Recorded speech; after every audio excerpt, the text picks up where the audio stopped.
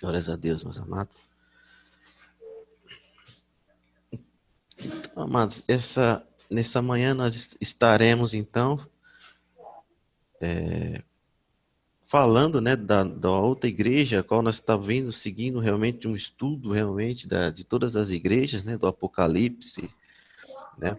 Já faz algum tempo, nós hoje falaremos da igreja de Filadélfia, né? Nós falamos na semana passada sobre a igreja de Sardes, né? Ali o Senhor falou grandemente, né? Nos nossos corações, nos dando lições importantes, nos dando ali estratégias para que possamos vencer, para que possamos estar sempre no seu caminho, né? E hoje nós estaremos falando da Filadélfia, né? Uma igreja que é muito interessante, pois a gente vai, através dos desdobramentos, entender que era uma igreja forte, uma igreja que não tinha muitas coisas contra ela, né? Só tinha coisas muito boas, né? E nós iremos abordar elas, né? Então, o Rodrigo, não sei se me ouve, mas nós vamos fazer, irmão, nós estamos estudando a carta, né? As cartas do Apocalipse, né? Já viemos um bom tempo, né? Devido à importância, né? Que há, principalmente no momento, né? Que se faz necessário, a gente está realmente estudando realmente a fundo, né? As cartas, o que de bom, né? Elas teve, as questões que eram contra ela, né? Então nós estamos vindo realmente estudando uma por uma desde o começo e hoje nós já estamos na quinta carta, né? Todos esses estudos estão lá no YouTube, né? No nosso canal lá. E hoje vai ser a carta escrita a Filadélfia que estaremos aqui estudando, né?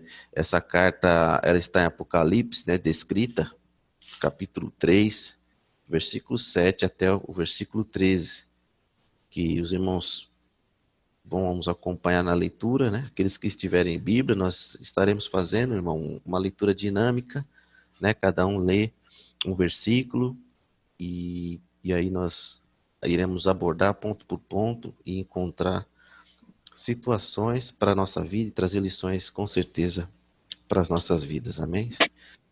Aqueles que estiverem com a Bíblia, abrem Apocalipse, capítulo 3, versículo 7, até o versículo 13, né, que vai falar sobre essa carta de Filadélfia. Glórias a Deus, aleluias, glórias a Deus, aleluias. Essa é a carta de Filadélfia. Quando todos acharem, os irmãos me dão um ok. Ok, estamos fechando.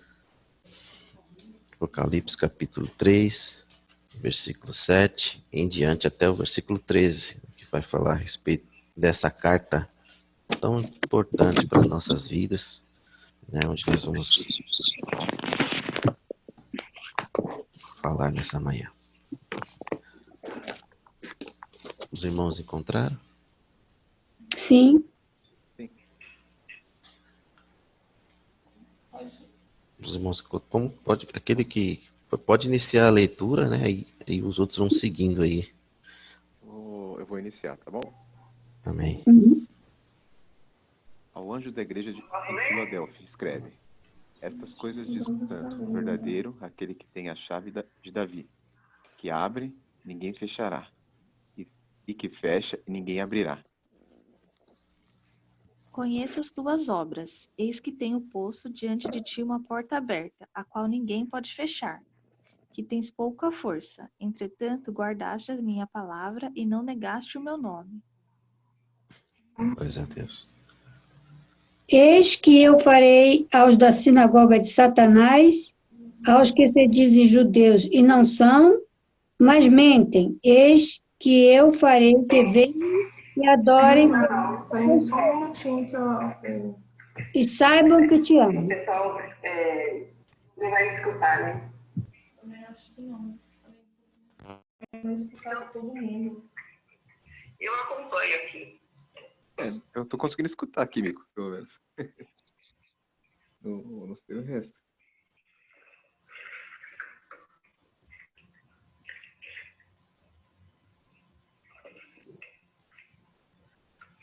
Pode ver. Qualquer. Tá no 10. 10. Desculpa, peraí. Tá conectado aí, né? 10. Porque deste atenção à exortação, quanto a suportar os sofrimentos com paciência. Eu geralmente te ligarei na hora da tribulação, que virá sobre o mundo todo, para pôr à prova os que habitam sobre a terra. Venho sem demora. Conserva o que tens, para que ninguém tome a tua coroa. Ao que vencer, pode falar. E mesmo. Ao vencedor, falo-ei coluna no santuário do meu Deus, e daí jamais sairá. Gravarei também sobre ele o nome do meu Deus, e o nome da cidade do meu Deus, a nova Jerusalém, que desce do céu, vinda da parte do meu Deus, e o meu novo nome. Quem tem ouvidos, ouça o que o Espírito diz às igrejas. Amém. Glória a Deus. Eis aí, então, a nossa carta, né? Acabamos de ler, então, a carta, né, inteira, né? Os 13 versículos, que fala realmente sobre essa igreja, né? Nós vamos abordando, falando como sempre das outras, como sempre a gente faz, realmente um pouquinho das questões da cidade, né? Do que existia na cidade, né? Das questões religiosas, das questões geográficas também, para que possamos, então, ter, né, elementos e enriquecer o nosso estudo aqui nesta manhã. Então, amados, Filadélfia é a carta, né, dirigida aí que João escreve para essa igreja, né? Ela é hoje a atual Turquia, né? Existe uma foto aqui dizendo ali algumas ruínas, né? Mas como a gente vinha dizendo, né, a respeito aí dessa carta, né, das questões geográficas, né, um pouquinho da questão do contexto histórico, né, vendo essa questão a gente está abordando também, né, antes de entrar nas questões da igreja propriamente dita, né, estaremos abordando, né, questões históricas, questões geográficas, né, e a gente falando realmente da questão que ela é uma cidade ideal para o comércio, uma cidade que ela tinha o seu solo, muitas questões vulcânicas, seu solo era vulcânico, né? E o que era realmente, por mais paradoxal que seja, o seu solo era muito apropriado para o cultivo de uvas, né? Para o cultivo, para o plantio, né, das uvas ali, e era muito forte essa questão da agricultura, né? Das questões agrícolas, né? Por isso ela era muito próxima a essa questão das uvas. E Filadélfia é uma das igrejas, né? Falando um pouquinho sobre a igreja, é uma das cidades, na verdade, ainda é uma cidade mais nova do Apocalipse, né? Que João escreve, né? Ela é fundada em 189 anos antes de Cristo, né? Por Eumines, né? Um rei que também foi rei de Pérgamo, né? Uma cidade pela qual a gente já estudou, e também por seu irmão também. Ele tinha uma família, né, onde o irmão Eumines passou, né, foi sucessor ali do seu reino, Átalo Filadélfia, né? Então, questões ali de política também, um pouquinho falando, né? E era assim chamada essa cidade, que é curioso, por causa de vários incidentes acontecer, né? Durante a história aconteceram vários incidentes. Esse Eumines ocorreu num determinado momento em que ele surgiu um rumor, né, de que que teria sido assassinado, né? Então, aí que acontece, seu irmão, que era sucessor do trono, ele passa então ali a reinar no lugar de seu irmão. Só que passado um tempo, né? Isso ocorreu em 172 anos antes de Cristo, mas passado um tempo, né, esse falso Eumines aparece do nada, né? Ele aparece de repente, né? Então, o que o irmão faz? Ele, né, ali ele tem uma atitude honrosa, né? Ele realmente abdica do seu trono e ali devolve, então, o trono ao seu irmão, né? Novamente, Eumines, né, que era o rei, que havia uma situação de que ele tinha sido assassinado, né, por um sumiço breve que ele teve. né? Então, ele passa ali a entregar novamente o seu reino, ele renuncia o cargo Átalo, né, que seu irmão que assumiu, ele renuncia e devolve o reino para o seu irmão, né? Isso foi muito nobre da parte dele, né? Na época, as pessoas realmente elogiaram muito ele. Só que então, depois demorou um pouquinho mais, né? O Império Romano, como estava se apossando de toda a área até então conhecida na época, né? Eles pressionaram então o irmão Átalo, né, que estava no lugar do irmão, a assassinar o irmão e ali voltar ao trono, né? Mas o irmão realmente não querendo realizar essa situação, né? Ele não fez, né? Ele realmente foi pressionado, mas ele postergou o máximo.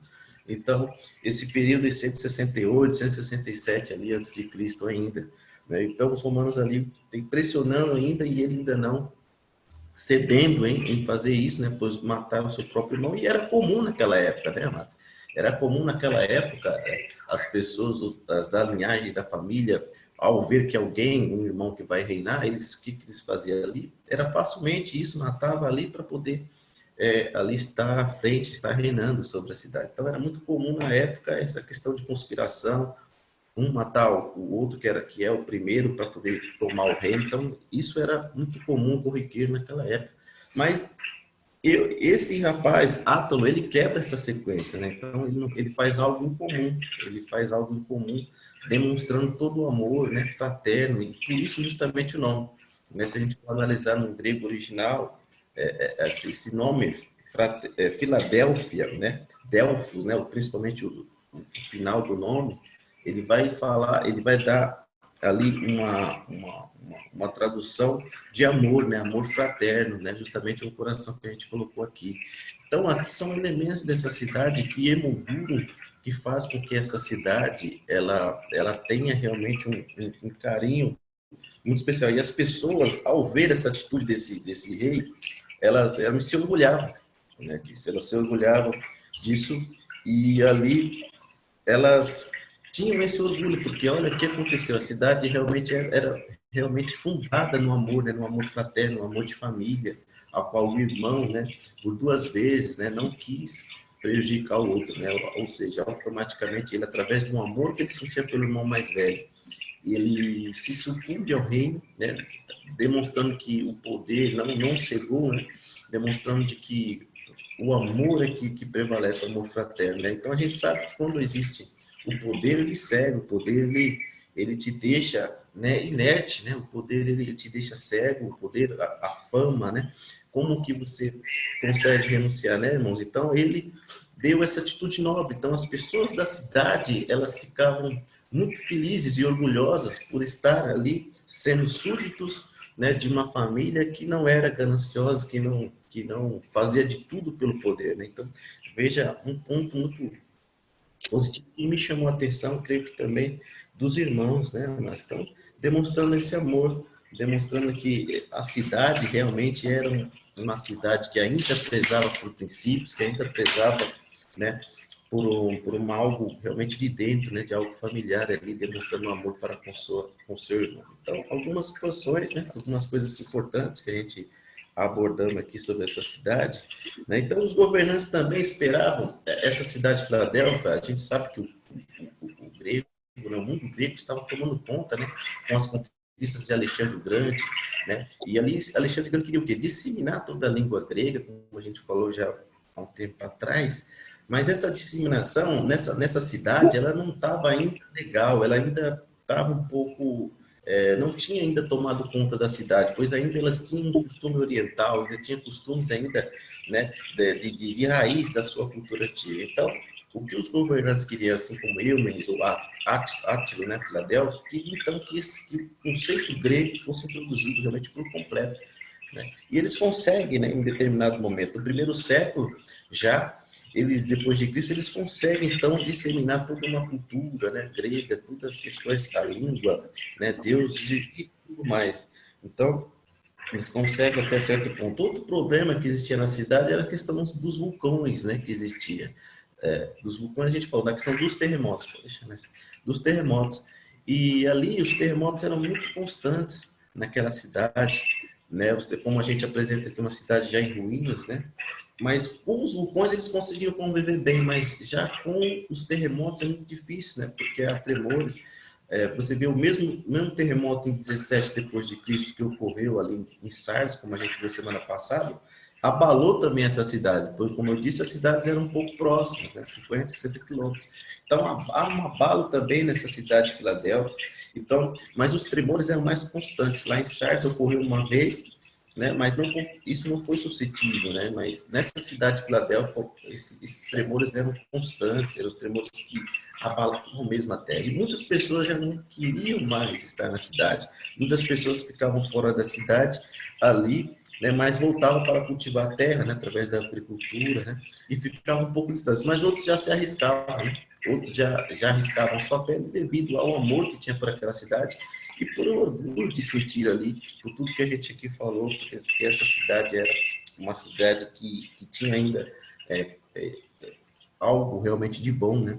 Ali através da família real, através dos seus súditos. Então, eles tinham que conviver, então, com os terremotos, tinham que conviver com os vulcões, né? Ainda que os vulcões faziam bem para a questão da cultivação das uvas, né? Eles ainda assim preferiam muitos ali ainda habitar naquela cidade, né, queridos? Então, Filadélfia, ela, no dia que houve abalos tantos posteriores, existe um escritor Estrabo que fala que os muros das cidades eram constantemente abalados, justamente essa figura que a gente está vendo aqui, né? Então, os terremotos, as pessoas faziam planos realmente já tendo em mente, né, que a qualquer momento poderia haver uma bala, a qualquer momento as coisas poderiam realmente, de uma hora para outra, haver a bala e elas teriam que sair ali daquela cidade correndo, mas ainda assim eles queriam estar naquela cidade, queriam participar ali como cidadãos daquela cidade. Então, durante muitas vezes, já em 17, falando um pouquinho, 17 depois de Cristo, a gente sabe que esse abalo destruiu parte da cidade, assim como na questão de Sardes, onde o império teve que disseminar recursos, ajudou a reconstrução de Sardes, né? Na questão da Filadélfia foi a mesma coisa, da mesma maneira, né? O imperador, através de Domiciano, na época, ele também investe recursos ali, né? Então, primeiro ele faz uma coisa de não realmente cobrar tributos daquelas pessoas, né? Devido a questões que da cidade está totalmente devastada, né? Economicamente não haveria condições, né? Então, o imperador, por 5 anos, ele isenta aqueles cidadãos de estar ali pagando os tributos e os impostos, né, para que então eles pudessem se recuperar economicamente, reconstruir aquela cidade, né? Então, há um Império Romano ajudando ali aquelas pessoas na reconstrução, tanto financeiramente como também ali deixando que eles paguem então os tributos. Então, um incidente muito curioso que ocorre, ali estamos ali com um exército romano, os irmãos estão vendo, né? É justamente sobre isso, sobre essa questão de que Domiciano, em 92 a.C., o que ele faz? Provavelmente para então incentivar o cultivo de cereal, né? Cultivar o cereal para então alimentar o seu exército. O que ele faz? Ele decide então editar um edito, né? Ele editar uma lei dizendo que, olha, vamos cortar metade das vinhas que existe nessa cidade, para que não se podia plantar nenhuma vinha mais. Então ele, através desse edito, ele então confisca então ali metade das vinhas da cidade, né, cortando todas para então no lugar dessas que ele cortou, então explorar o cultivo de cereais. Mas é uma atitude muito errada por não conhecer talvez, né? Porque ali o solo vulcânico era propriamente dito e era especialmente preparado para cultivar uvas. Ora, então ele queria então tirar todo esse plantio, rasgar, cortar todas essas vinhas para cultivar os cereais, que não era propriamente apropriada para o solo. O solo não era para esse tipo de semente, né, os cereais. Então, ele entra com esse dito, então o que acontece? Há um abalo economicamente, né? As questões, porque o maior comércio que existia era da uva, então eles conseguiam sobreviver através do cultivo da uva, vendiam, exportavam, e ali existia um retorno. Mas então, o cereal, que não demorava muito para crescer, às vezes não era, porque a gente diz não era próprio para o solo, então eles tiveram economicamente muito, até realmente passaram fome, porque não havia como realmente plantar algo que não era próprio para o solo. Então, eles realmente sofreram muito nessa questão, né, desse título. Então, um imperador que até então ajudou a reconstrução, ajudou na questão de tributo, então ele dá uma dessa. Então, as pessoas realmente já rompem, então já não conseguem enxergar na figura desse imperador, né, algo bom. Né? Então, eles rompem e ali eles ficam indignados com aquela situação, indignados com o que estava acontecendo.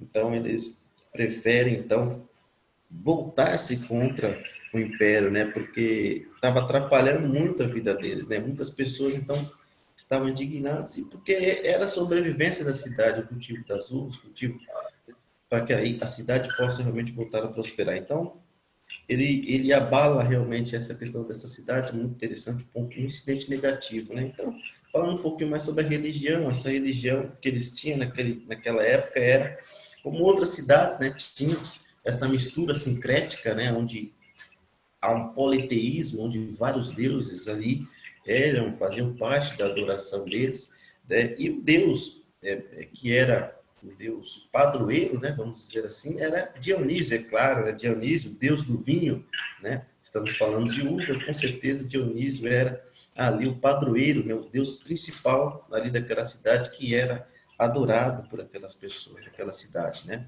E aí entrando já numa questão já religiosa para o nosso lado judaico, existia naquela cidade também, amados, uma comunidade judaica também, assim como existia em Sardes, existia em Sardes e em outras cidades também. E provavelmente essa cidade era muito forte, essa comunidade judaica, há relatos muito sobre isso, e essa cidade provavelmente foi evangelizada pelos discípulos de Paulo, né, também, porque Paulo dissemina por toda a Ásia o evangelho de Cristo, o evangelho do Senhor Jesus, né? Então, através da disseminação de Paulo, os seus discípulos, isso através das fronteiras, e ali as pessoas também, elas têm acesso ao Senhor Jesus através das cartas de Paulo, e também de que ele era o missionário de que plantava as igrejas, né, em todos os lugares aonde passava, né, queridos? Então, a gente vai mais à frente, né, e entendendo um pouquinho sobre isso. Então, essas são as questões mais que nos chamam a atenção, né, nas características dessa cidade, né? A questão dos vulcões, que era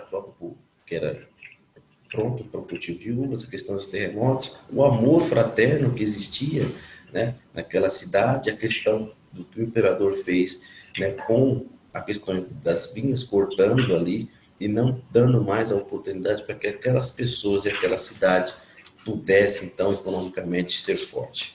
Então, isso aqui é algumas características da cidade, e agora a gente vai pular para um próximo slide, né? Vamos falar o escopo que será essa carta, né? Nós vamos trabalhar, então, em cima desses temas, amados, né? Vamos estabelecer caminhos, né? Aqui meio que não está vendo, mas depois a gente vai passar todo o material para ela, ela está na linha aqui, né? E ela vai também ali poder estudar. Então, aqui nós estabelecendo, irmãos, quatro temas, né? Até o final. É um caminho, né? Que a gente estabeleceu um percurso, né? O número 1, destinatário e fórmula do mensageiro. Número 2, os pontos fortes. Número 3, recompensa e desafios para vencer. E ali existe 4 dentro desse tópico: vindicação, proteção, exaltação e perseverança, segurança e condição.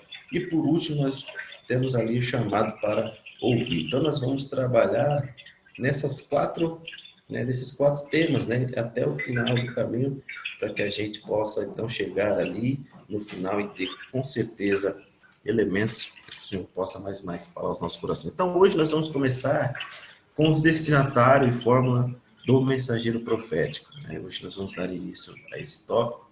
Não sei se a gente vai ir até o fim, mas vamos trabalhar para que isso aconteça. Então, eis aí, meus amados, é o primeiro tópico, o primeiro parada, né, o início da nossa jornada através dessa carta, né, que o Senhor com certeza vai falar conosco. Existe aqui algumas referências, existe aqui que eu pediria que os irmãos me ajudassem nessa leitura, né, para que nós possamos, então, otimizar o tempo e também interagir com cada um dos irmãos que estão conosco, para que todos possam participar desse nosso estudo, né?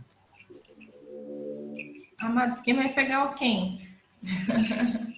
Eu vou pegar os Salmos.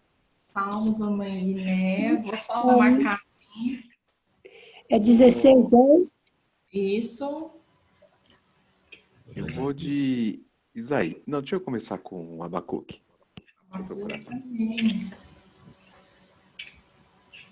Glórias a Deus, e a gente vai entrar aí nessa questão do comecinho, né, do que está escrito na carta, né? Então, eu vou de Isaías 37, 23. Quimico, você quer pegar o Isaías 1:4?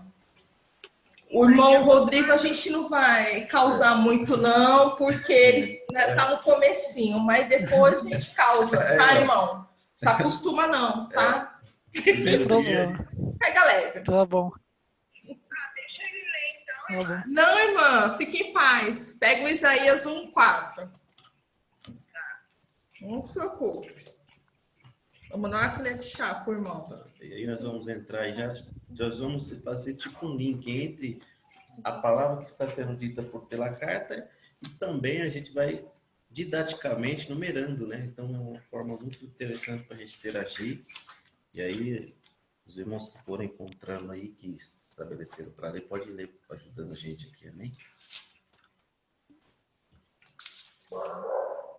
Vamos lá. Abacuque 3:3. Deus vem de Temã, e do monte Parã vem o santo. A sua glória cobre os céus, e a terra se enche de seu louvor.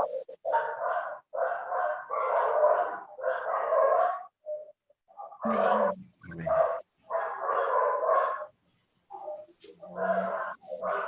Quem mais achou que eu tô procurando o meu ainda aqui? Então, eu vou ler Salmos, tá? Pode ler, irmã. Pois não deixarás a minha alma no inferno, nem permitirás que o teu santo veja corrupção. Amém, ô glória. Glórias a Deus, aleluia.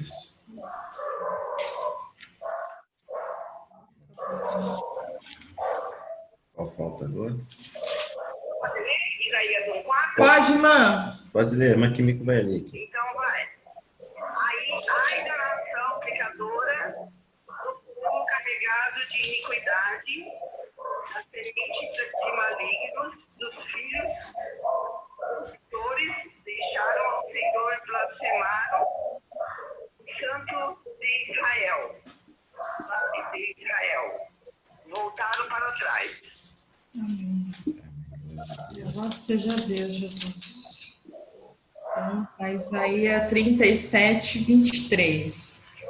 De quem zombaste, a quem afrontaste, e contra quem blasfemaste, contra quem levantaste a voz e ergueste os seus olhos arrogantes, ora, contra os santíssimos de Israel. Amém. Amém, irmãos. Então, Tá aí, faltando um irmão. tá faltando um. Não sei. Certo? Então, falando um pouquinho da questão do santo, né? Você veja que João, ele começa a falar aquele que é santo, né? Aquele que é santo e verdadeiro. Então, como todas as outras cartas, né? A gente vê que é enviada ao anjo, né? O anjo da igreja, que a gente sabe que ali João fala sobre estrelas, sabendo que as estrelas são os anjos das igrejas. E algo em comum entre Filadélfia e a igreja de Esmirna é que são as únicas igrejas, queridos, que não recebem algum tipo de repreensão. Vocês já prestaram atenção, eles não têm algum tipo enfático, repreendendo, né, de Jesus. Então, é interessante que ambas estavam também sob uma forte presença judaica, assim como a igreja de Esmirna e de Filadélfia. Existiam comunidades ali judaicas, né? Ali, muitas das vezes, indo contra eles, né? Fazendo algo, não querendo que eles se proliferassem, não querendo que eles crescessem, né? Então, ambas as cidades. E aqui a gente vê já no começo dizendo, né, a carta ao anjo da igreja de Filadélfia, assim, aquele que é santo e verdadeiro, né? Esses dois nomes de Cristo aqui escolhidos, refletem então o quê? Uma situação de reafirmar, então, de reassegurar que os cristãos daquela cidade, daquela igreja de Filadélfia, né, mesmo ameaçados, dizendo que o Messias estava de fato do lado deles, né? Não do lado dessa sinagoga, né, de Satanás aqui descrito, né, no versículo 9. Então, a gente consegue entender esses dois nomes, santo e verdadeiro. Os irmãos ali viram que as referências, né, sempre dando a ênfase no santo, né, no santo, né?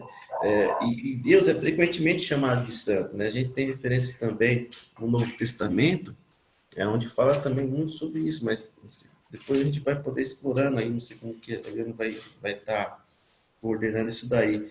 Então, fala muito sobre essa questão da fidelidade, né, de Cristo para aquelas pessoas. A fidelidade, no contexto aqui da carta, a fidelidade, né, em oposição tanto à questão do imperador, aí naquele momento, contra a questão da cidade, né, mas aqui a felicidade, a fidelidade a Cristo, né, também era algo que aqueles irmãos estavam se apegando, né, estavam apegados, né, devido todas as circunstâncias que nós vimos, a questão da cidade, os momentos difíceis que eles estavam vivendo, a fome já estava ali abatendo a eles, né? A fome, a miséria, mas eles tinham ali no Senhor Jesus o seu porto seguro, em Cristo, né? Que realmente ali estavam juntamente ali com eles, com certeza através ali da carta que João escreve. Então eles estavam ali, mesmo em tribulações, mesmo vivendo momentos difíceis, né, através dessas questões históricas que a gente abordamos, né, mas mesmo assim eles sabiam que quem era aquele vindicador de suas tribulações e também como galardoador, né, Cristo, então, pelos seus sofrimentos. João. E para não ficar em um contexto só do Antigo Testamento, existem também algumas referências aqui no Novo Testamento, né, onde realmente exaltam a questão do santo, a questão da santidade de Cristo. Aqui é uma figueira representada, então, não sei se os irmãos se lembram, no momento em que, uma figueira não, uma sarça, né, no momento em que Moisés ali tem um encontro com Deus, né, então representando a santidade de Deus. Na santidade, porque ele é santo, né? Você vê que ele mesmo descreve ali que ele via a sarça se arder, porém a sarça não consumia, né? E ali o próprio Deus dizendo para ele, olha, tira as sandálias dos seus pés, porque o lugar que você está é santo. Então, Marcos, representando toda a santidade de Deus, né? A santidade de Deus que também é dada pelo seu Filho, né? Cristo Jesus. Existem algumas referências aqui também no Novo Testamento, que a Leandro está escrevendo aqui, porque os irmãos possamos ter também referências tanto do Ano Novo como também do Antigo, né? Nós não podemos ler, não vamos ler todas, mas só algumas, né? Todas não? Todas não, porque, né? Senão não vai dar muito tempo a gente abordar outras coisas. Vamos escolher algumas aí, para só a gente ter, realmente registrar que existem também situações onde dizem, né, referências onde enfatizam a santidade do nosso Deus e também de Cristo Jesus. Os irmãos que puderem ler alguma dessas passagens, né, que está conosco aí na tela, não sei se vocês estão enxergando, aí, que a gente vai enfatizar um pouquinho mais sobre isso também, né? Eu vou ler Marcos 1, 24. Vou dar um texto para a irmã Química. A irmã Química pode ler Marcos, 1 João 2 e 20. 2 e 20. 1 João 2, 20. Isso. A Química vai nos ajudar também nessa leitura. Está na linha aqui, telefone. E aí os irmãos aí. Eu vou ler o Atos 3.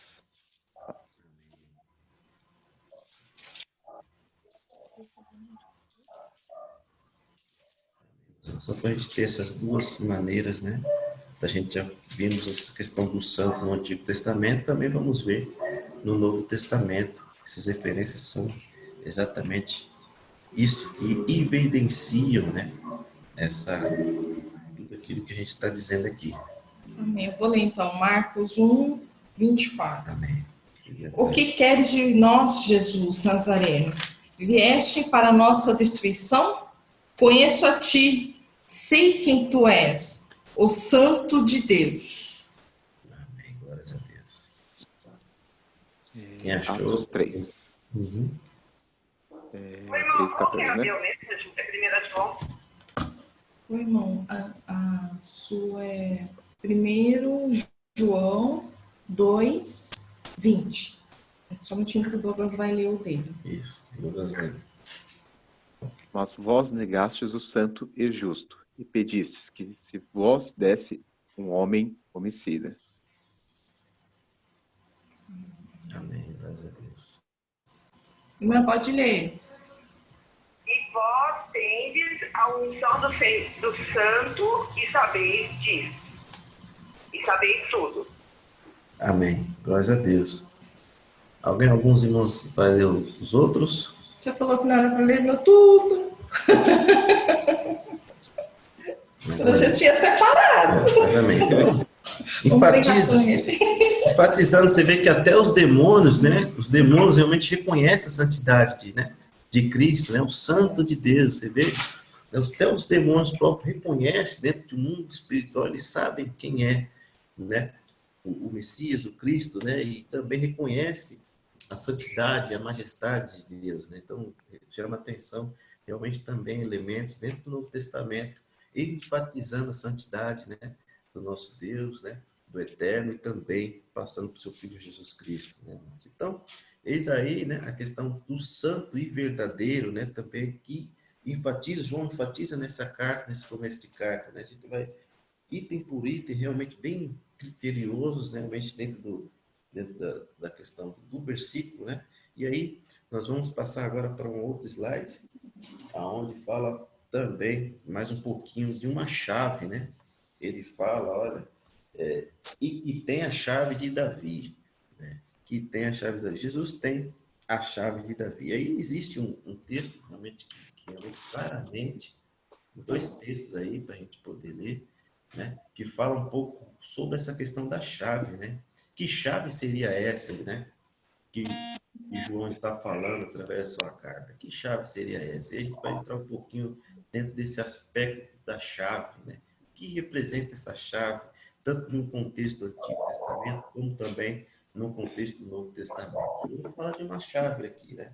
João fala que tem a chave de Davi. Que chave, então, seria essa que João está falando na sua carta, destinada à igreja de Filadélfia? Nós vamos estar aí abrindo aí, alguns irmãos podem ler para nós, Isaías 22 e 22, primeiramente, e depois, para concluir, Mateus 16, 18 e 19.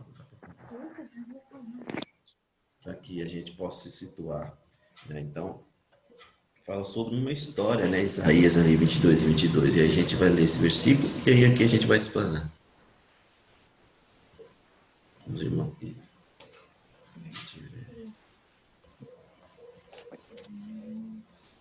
Só um minutinho.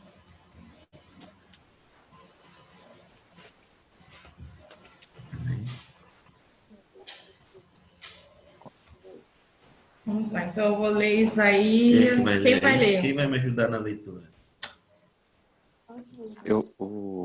A Alessandra vai ler o Mateus 16. Eu estou... Primeiro o Isaías, quem achar primeiro, porque é o comecinho da história. Espera aí que eu vou achar Isaías. Isaías 22. Isaías 22. Isaías 22, vai ler. Para que a gente possa falar um pouquinho sobre essa chave, né? Uma chave aí. Onde Eu já achei, posso ler? Amém, irmão? Glória a Deus. Ó, Isaías 22.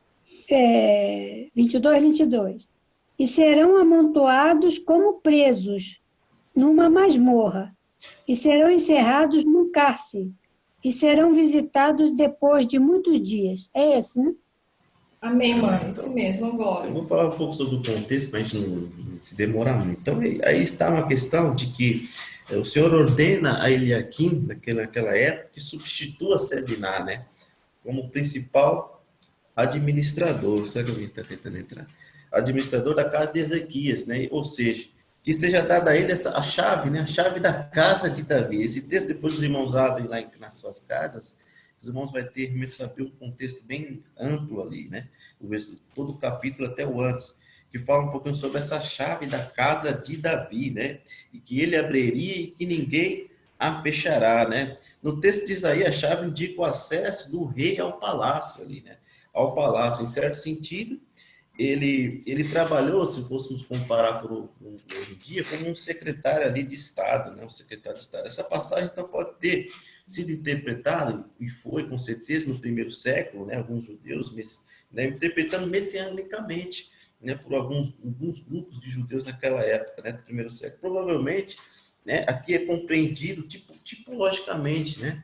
Dizendo que ele aqui ele era um tipo de Cristo, né? Uma figura ali que tipificava, ia tipificar Cristo lá na frente, né? Depois ali no Novo Testamento, né? Justamente que vai falar um pouquinho sobre essa chave ali em Mateus, segura aí que daqui a pouco a irmã vai ler, em que ele concede essas chaves, né, aos seus seguidores, e dentro de Mateus vai falar sobre as portas, essas portas dentro do inferno, que não prevalecerão contra a igreja, né, contra a noiva de Cristo, né? E dentro desse contexto, essa expressão presente, Jesus revela como o Messias davídico, né? Então, os judeus esperavam também, né? Que controla a entrada com a saída, né? Com a entrada no reino de Deus, que é a Nova Jerusalém, né? Descrito ali no versículo 12. A irmã pode ler o Mateus 16, 18 e 19, por gentileza. Também eu te digo que tu és Pedro, e sobre esta pedra edificarei a minha igreja, e as portas do inferno não prevalecerão contra ela. Dar-te-ei as chaves do reino dos céus. O que ligares na terra terá sido ligado nos céus, e o que desligares na terra terá sido desligado nos céus. Amém, glórias a Deus. Aí, o próprio Jesus dando esse poder ali através de Pedro. Pedro é realmente aquele que lidera, então, o começo da igreja, né, em Atos. Então, Jesus realmente dizendo a ele, olha, as portas do inferno não prevalecerão, né, vocês terão a chave, e nada você fazer aqui, né, a questão de desligar e ligar. Então, dentro do contexto original, o abre e fecha, né, destaca o poder absoluto ali, né, e a autoridade, né, no contexto ali de Isaías, que ele aqui, né, tinha, né, naquela época. E aqui no nosso texto, o sentido onde nós estamos lendo é mais amplo, né? Os judeus haviam provavelmente ali expulsado muitos cristãos daquela sinagoga. Muitos cristãos que participavam ali dentro daquela sinagoga foram expulsos, né? Talvez por acreditar em Cristo, talvez por achar ali que realmente Cristo é aquele que salva, não, e os judeus da sinagoga não acreditavam muito, né? A gente sabe nas questões ultradoxos, né? Os judeus ultradoxos principalmente não creem que Cristo veio, né? Que Cristo era o Messias daquela época, como muitos realmente o crucificaram, né? O próprio sistema religioso.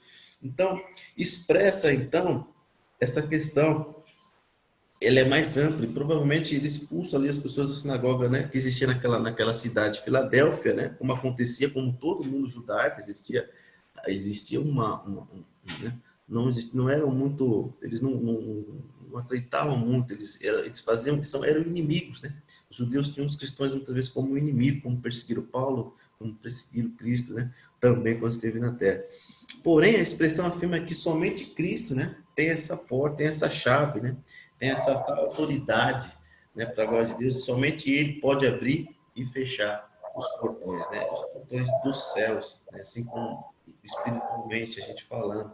Então, essa questão da chave, ela é muito interessante, né, trazendo num contexto contemporâneo, queridos, onde a gente consegue entender que muitos hoje no nosso meio acham, né, se detentores dessa chave, né, muitas religiões, muitos líderes, né, eles acham que tem esse poder, que possui essa chave, né, de abrir e fechar, né. Quantas vezes, eu acho que eu acredito que você também, né, viram ou ouviram, né, situações onde pessoas que são líderes, né, dizendo, sentenciando pessoas, né, dizendo, olha ali, você vai para o inferno, né, você está amaldiçoado, né, você, se não fizer isso, se você não der uma quantia de dinheiro, você estará no inferno, né. Então, pessoas que dizem ser detentores de uma chave, né, de colocarem alguém no céu ou no inferno, né, vendendo escrituras no céu. Então, são absurdos que hoje a nossa volta, né, amados,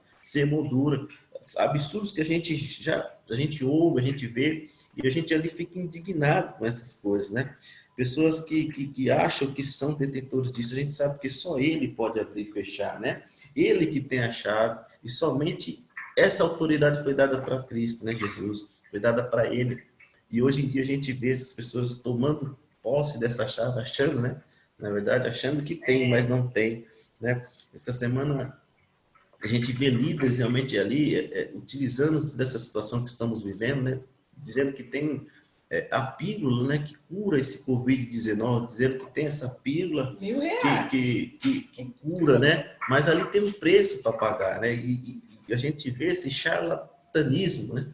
Essas questões e pessoas que acreditam, né?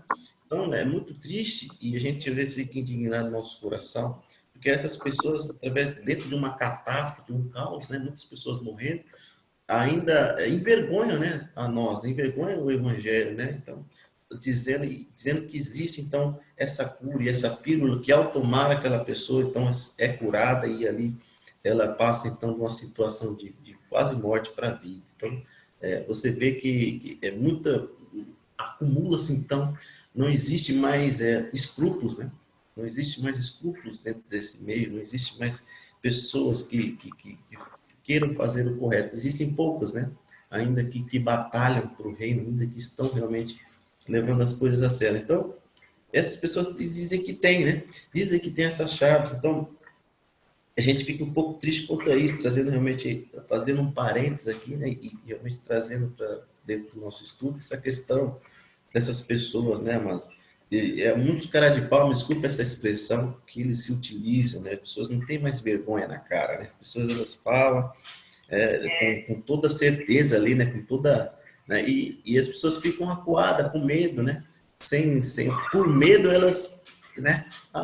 Então quer dizer que eu vou para o inferno, então se eu não me dá o meu dízimo, então quer dizer, as pessoas, eles coagem as pessoas, né? Eles fazem uma questão de uma pressão psicológica tamanha que aquela pessoa ali, muitas vezes, tira o dinheiro do leite da criança, né? Tira o próprio alimento. Tem pessoas que ali são pessoas bem economicamente fracas, né? Não tem muito. O que tem é para comer apenas, e ali elas vão e pegam aquele dinheiro com medo, né? De talvez ali acreditar naquela fala daquele líder de que a sua alma iria para o inferno se ela não desse. Então, é crueldade mesmo. É uma coisa assim muito... pessoas inescrupulosas, né? Pessoas que não têm mais, né?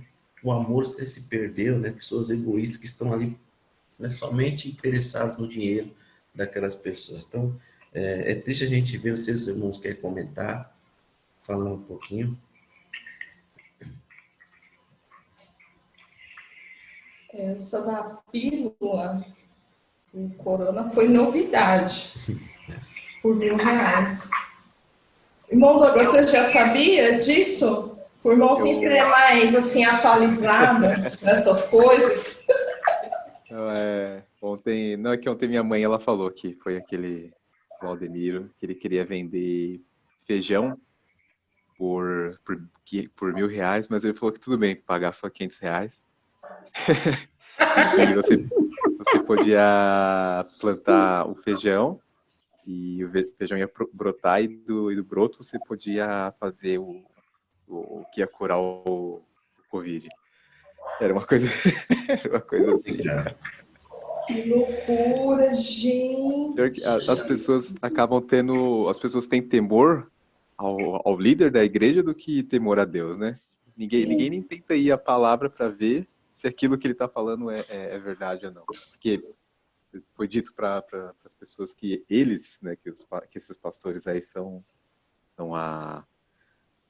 os detentores da chave, né? Então ninguém nem se dá o trabalho de correr atrás da verdade mesmo. É triste, hein? É triste demais, né? Irmã que me quer comentar algo, irmã? Todo mundo está escutando, irmã. Você estava falando aí da pílula, eu estava vendo o Valdomiro Santiago vendendo semente, né? R$1.000. Eita. Só Jesus na vida dele, hein? Só que acho que está sendo cansado, viu? Existe uma comoção muito grande, né? As pessoas estão revoltadas, né, por isso. Então, aí está cansando. Você que estão se levantando muitos falsos profetas, né? Falso profeta, falou bem, mano. Falso profeta. Aproveita. Aí que eles não têm, né, de ver realmente nesse momento, porque eles estão desesperados, porque não tem mais uma fonte, né, de dinheiro, porque as igrejas fechadas. Então, quer dizer, há um desespero, porque eles querem manter o seu patrimônio, não estão interessados no povo, né? Então, eles querem manter ali, e ali eles, todos os meios e modos, eles vão fazer, se eles tiverem, né, tantas coisas, outras, justamente, é o que eu falei, vendendo parte do terreno no céu, né? Então, como que pode uma pessoa dizer que tem uma escritura que vende para você, né, através de uma oferta, né? Não é vende, é oferta, dizendo que ali você terá, então, um terreno no céu, né? Ali, tendo as medidas certinho, e medida e comprimento. Então, quer dizer, assinada, né? Não sei se, acho que não era por Jesus, né? Mas por ele mesmo, né? Assinando a escritura para poder, então, as pessoas caem nesses pontos, é muito triste. Automaticamente a gente fica revoltado, a gente fica realmente muito triste por essas pessoas que seguem e que acreditam nisso, né? Mas a gente sabe aonde vai parar isso. A gente sabe que essas pessoas serão realmente, a ira do Senhor vai cair sobre essas pessoas, que são pessoas que são falsas, estão mentindo, estão se utilizando realmente de algo do evangelho que era para ser dissipado, né? Estão ali se utilizando disso para obter recursos, para obter realmente riquezas, fama e poder, né, meus amados? Então, é justamente essa questão da chave, realmente exatamente o que o texto está dizendo, que somente o nosso Deus, somente o Cristo possui esse poder. É tanto que ele vence, quando ele vence a morte, ele tem o poder ali possui então as chaves do inferno, né? Possui então a chave do céu e do inferno. Então, somente ele decreta, né, como a gente viu no passado, que ele tem ali o poder de escrever o nosso nome ali no livro da vida, né? Então, a gente falou sobre a questão da semana passada, e sabe que ele que tem a chave, né, tanto do inferno como também dos céus. E essas pessoas, com certeza, trazendo um pouquinho para o nosso texto, as autoridades judaicas, então, expulsavam esses cristãos, né? Eles excluíram os cristãos da sinagoga, né? Mas somente Cristo, ele tem essa chave, né?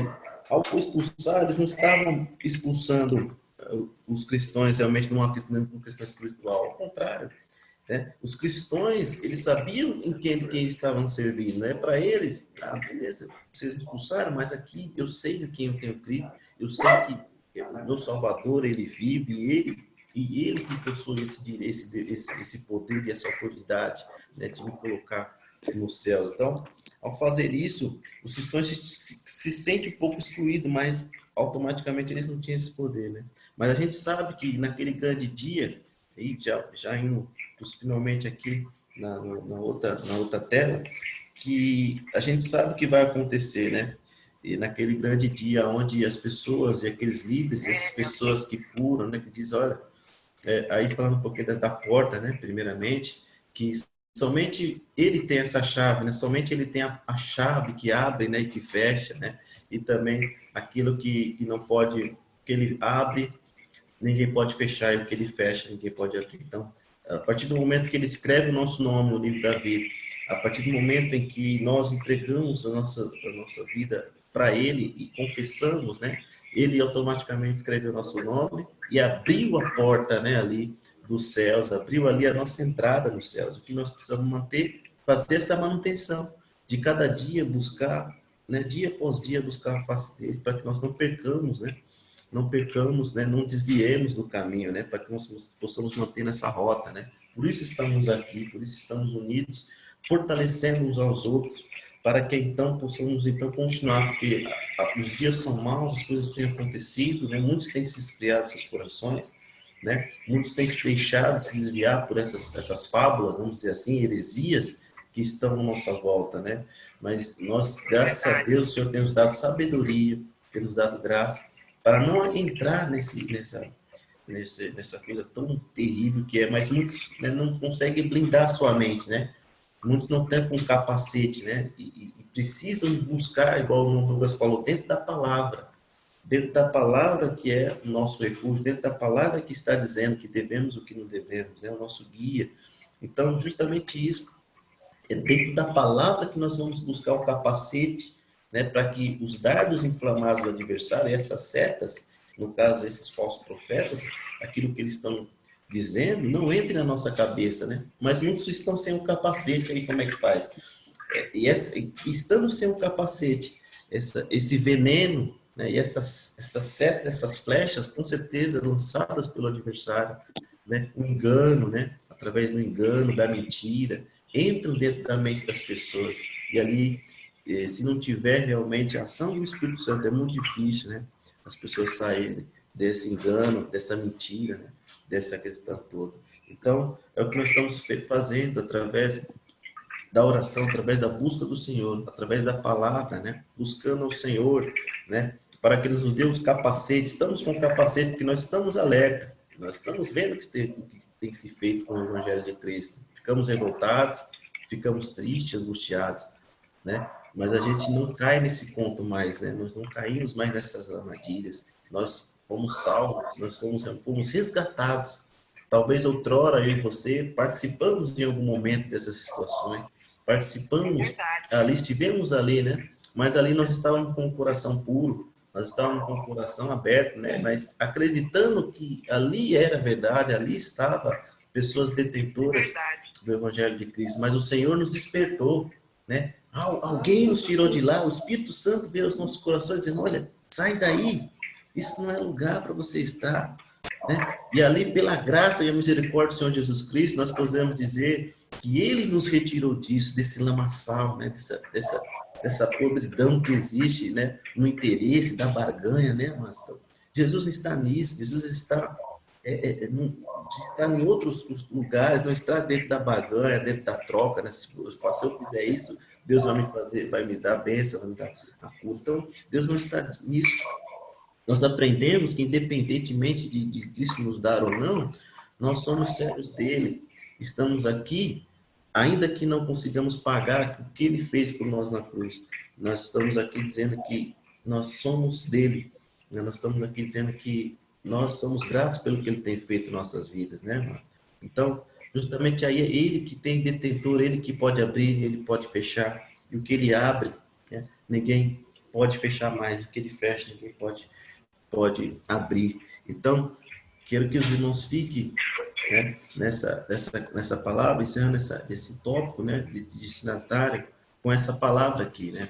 E a gente é triste dizer, mas grande preço eles vão pagar porque pelo que eles estão feito, pelo que eles têm feito, né, enganando o povo, né? Jesus disse: ó, ai daqueles, né, que enganam um desses pequeninos, seria melhor que amarrasse, né, uma pedra, né, no pescoço de ser lançado ao mar. Então, Jesus diz na sua palavra. E aqui a gente tem uma referência muito importante também, Mateus 7, 22, 23, ali, onde os irmãos podem enxergar, comigo não, mas eu vou ler aqui: muitos me dirão naquele dia, né, Senhor, Senhor, não profetizamos em teu nome, né? Em teu nome não expulsamos os demônios, e em teu nome fizemos muitas maravilhas. São perguntas, né, naquele grande dia que esses falsos profetas irão fazer para Cristo, pois estarão fora. Jesus não deixarão eles entrar no reino, né? Então Jesus vai dizer, olha lá, abertamente, para que todos ouçam: nunca vos conheci, apartai-vos de mim, vós que praticais a iniquidade. Então, que nós possamos, meus amados, entender que não se brinca com Deus, não se brinca com Deus. Então, a gente sabe que essas pessoas irão pagar um alto preço. Essas pessoas que se dizem, então, detentores de dizer quem vai para o céu, para o inferno, mentindo, né, enganando, roubando, saqueando, né, as ovelhas de Cristo, irão pagar um alto preço, né, a qual Jesus mesmo disse na sua palavra, né. Essas pessoas, mesmo que elas possam curar, veja que Jesus fala, ó, nós não profetizamos, né, existem muitos profetas que podem até profetizam, né, pessoas que curam em teu nome. Nós não curamos, expulsamos demônio. Pode haver cura, pode haver tudo, mas, né, porque o dom são os irrevogáveis, né? Jesus dá o dom, mas ele não tira, né? Ele dá o dom. A pessoa que tem um dom da cura, ela cura, né? As pessoas que têm dom, né, que profetizam, né, de profetizam, mas mesmo que elas façam isso, ainda que façam, podem até fazer pelo dom, mas elas não estão mais ligadas a Cristo. São falsos profetas, são falsos líderes. Então, aí Jesus diz claramente, né? Ele vai dizer: nunca vos conheci, né? Apartai-vos de mim, vós que praticais a iniquidade, né, meus amados? Então, encerrando aqui essa primeira parte, né, que possamos cada dia mais levar cada dia mais a seriedade buscando sempre ao Senhor Jesus. Esse já é o outro, né? Nós vamos encerrar nessa parte, né, meus amados, dizendo que, orando para Deus para que cada dia mais nos dê graça, que nós não possamos cair, né, como a gente não tem feito nessas histórias, né, dessas histórias de dizer que alguém disse que Jesus vai voltar. Você veja, essa semana era para ter 3 dias de escuridão. As pessoas ficaram tão alvoroçadas dizendo que essa semana não ocorreu, né, não aconteceu, né? Então você vê pessoas que estão mentindo descaradamente, pessoas que estão ali enganando o povo de Deus, né, meus amados? Então, que nós possamos cada dia mais manter nossas mentes blindadas pelo Espírito Santo, manter nossas mentes cada dia mais voltadas para aquilo que é necessário, para aquilo que é realmente de fato importante para as nossas vidas, né, queridos? Como nós temos feito, buscando a face do Senhor, orando todo o tempo, todos os dias, né? Cada dia mais entendendo que é Ele que é quem nos sustenta, é Ele que está nesse momento difícil, nos sustentando e nos dando cada dia mais direções, estratégias para que a gente possa continuar dia após dia buscando a face do Senhor, meus amados, né? E cada final de tópico, como a gente tem feito, através dos estudos, existe sempre algo de lição para as nossas vidas, como agora, né? A gente sabe de tudo que está acontecendo, e no momento em que a gente entende que há a possibilidade de resgatar alguém que está perdido, que está cego, façamos, né? Que o Senhor possa nos incentivar, que o Senhor possa cada dia mais, né, nos dar essa ousadia, né, de poder ali falar que essas pessoas que estão presas, né, no engodo, no engano, na mentira de Satanás, né, meus amados? Porque a gente sabe que esse é o nosso dever. Esse é o nosso dever e evidencia o nosso amor ao próximo, né? Uma das coisas que evidencia é a gente saber que alguém está sendo enganado e ali dizer, olha, você tá sendo enganado. Não é assim que a palavra do Senhor diz, não é assim que Deus quer, não é assim o Evangelho de Cristo, né, amado? Que o Senhor cada dia mais nos dê essa força, né? Essa intrepidez e né, nos dando condições mesmo de ir ali, né? O momento, quando nós tivermos a oportunidade de não deixar passar, né? Não deixar passar, mesmo que muitas das vezes aquela pessoa fique com raiva de nós, mesmo que muitas vezes aquela pessoa nos taque pedra, né? Nos ofenda, porque muitos estão cegos, né? E querem ali a todo custo defender algo que é mentira, defender algo dizendo que ali está certo, mas que o Senhor possa dizer, está dizendo para nós nessa manhã que nós não vamos desistir, né? Nós possamos ter sempre fé e fazer a nossa parte de dizer, olha, a Bíblia ensina assim, a Bíblia ensina assado, a Bíblia fala isso, a Bíblia fala que o Evangelho de Cristo ele é de graça, Aleluia. de graça recebeste, né, e de graça dai, né, meus amigos? É verdade. Essa fica a lição para nós dessa manhã, encerrando esse tópico, né, e que cada dia mais o Senhor venha abençoar vocês grandemente, que sei que Deus tem feito grandes coisas e irá fazer, cada dia mais o Espírito Santo possa falar no seu coração. E quando você se deparar com pessoas desse tipo, pessoas que você vê que estão sendo enganadas, né? No primeiro momento a gente ri, muitas vezes para não chorar aqui, né? Mas que nós possamos ter essa ousadia, que o Espírito Santo se aposte de nós. E ali nós, através do Espírito, que é o Espírito quem toca e convence, né? Por nós não podemos fazer nada, mas o Espírito se aposte de nós naquele momento e diz, olha, eu vou abrir a palavra não diz isso, né? Só Ele detém a chave. Só Ele detém a chave dos céus, do inferno. Só Ele que tem o poder para te colocar no inferno e no céu. Ele diz na tua palavra, né? Não temei aquele que possa fazer algo ao seu corpo, não, mas temei aquele que tanto pode fazer mal ao corpo e à alma, né? Que é o próprio Jesus. Então, nós temos esse temor de Cristo. Nós temos esse temor, mas que possamos nesse momento, nessa época e nesse tempo, sabemos que as coisas estão se afunilando para a volta de Cristo, poder fazer algo para o reino, poder realmente ter esse prazer, né?